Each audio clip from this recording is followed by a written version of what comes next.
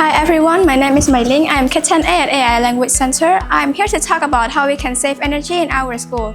Saving energy is very important because it helps to reduce our electricity bills and protects our environment. One simple way we can do to save energy is by turning off lights before we leave our classroom or any other rooms. Let's all remember to flick off the switch before we go. Hi, my name is Miley. I'm excited to talk about energy conservation at our school. Using natural light is a fantastic way to save energy.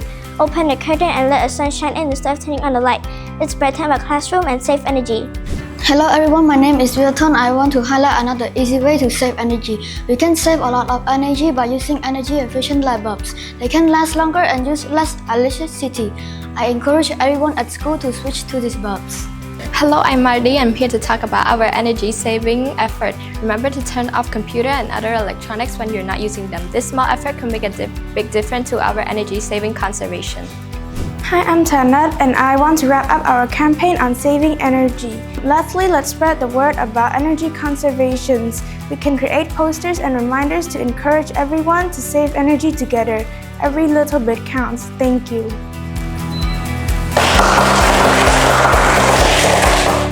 Save the energy, save the future.